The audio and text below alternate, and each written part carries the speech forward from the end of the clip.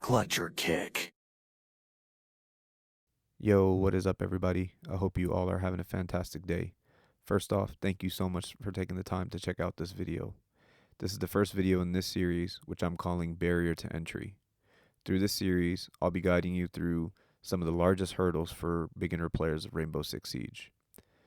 These hurdles are often so large that it discourages players from sinking their teeth into the game. Through this series, I hope you'll learn what makes Siege unique, learn the fundamentals of the game, and clear the inertial learning curve so you can enjoy to play the game and appreciate the immense depth that this game offers. Today, I want to talk to you about the maps in Rainbow Six Siege, which are undoubtedly one of the biggest barriers to entry for new players. So let's talk about it.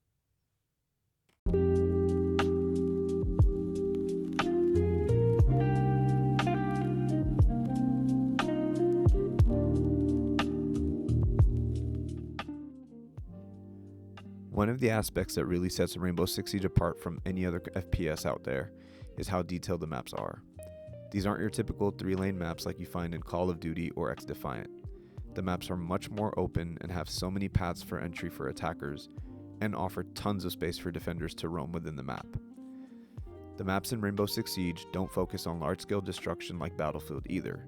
Instead, they focus on smaller-scale destruction, which allows attackers to enter the site and enables defenders to create unique angles. On top of all of that, there are currently 16 maps in the rank pool, each with their own callouts and site setups. I'm fully aware of how challenging it is to navigate through a new map confidently. So today, I'm going to be sharing some tips with you to make that process more efficient for the newer players and even experienced players who struggle to adjust to new maps.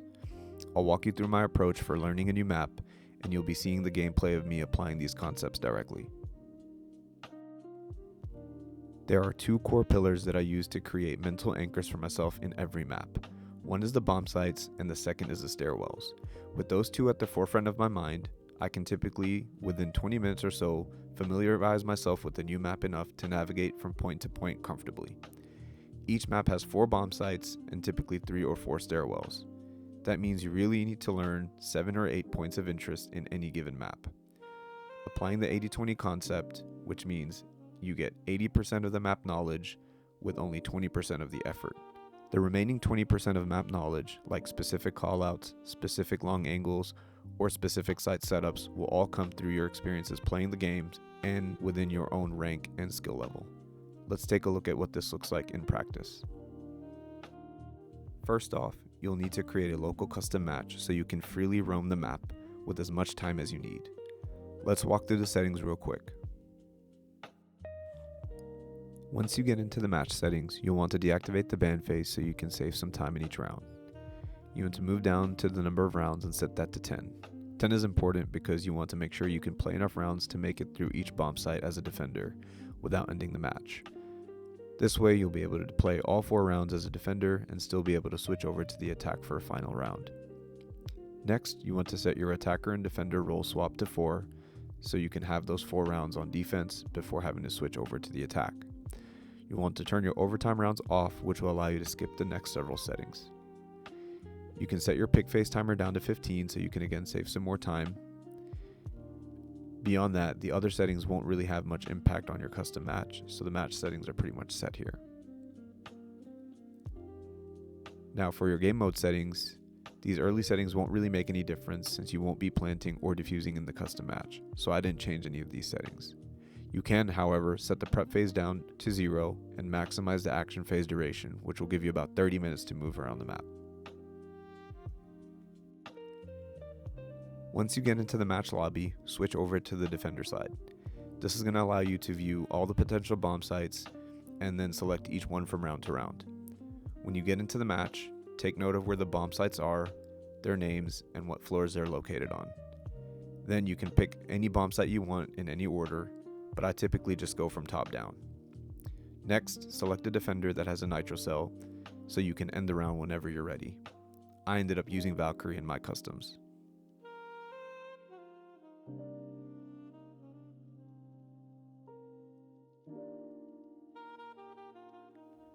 When you spawn in, take a few minutes to get acquainted with the bomb site. Identify soft walls that connect the 2 bomb sites, which is typically called a rotate.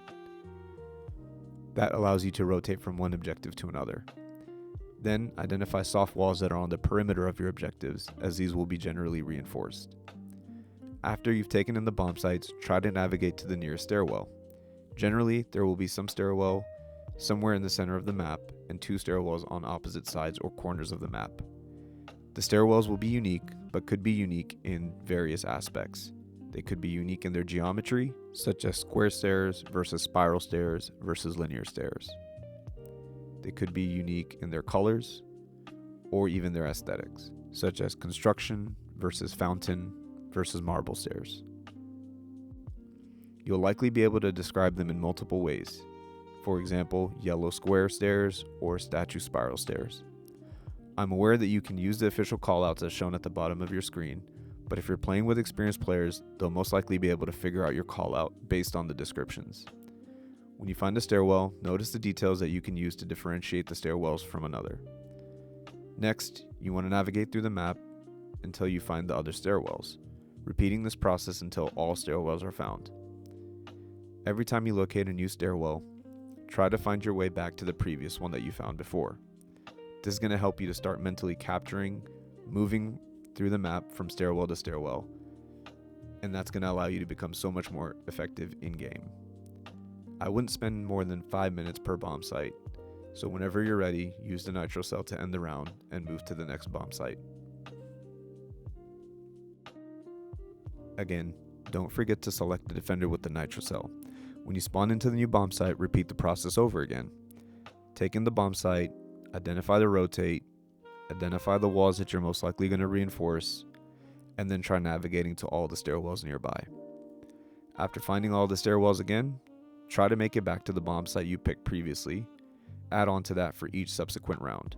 So in round 3, make your way back to bomb site 2 and then 1. The last comment I'll make about the defensive side is that you can take advantage of having access to cameras. You can use the camera system to familiarize yourself with the camera locations for whenever you're going to be on the attack. Again, you may want to focus on cameras that are looking at stairwells, as you're already memorizing the stairwells and it'll be easier for you to capture that data for the attack. After your 4 rounds on defense, you will switch over to be an attacker, and you could spend a round familiarizing yourself with how to enter the map from the exterior if you'd like. But I believe the 4 rounds on defense should be sufficient enough for you to be comfortable navigating through the map. That concludes my tips and approach for learning maps in Rainbow Six Siege. Thanks again for checking out the video. Let me know what you guys think about the approach and if this video helped you out. Take care, and I'll catch you on the next one.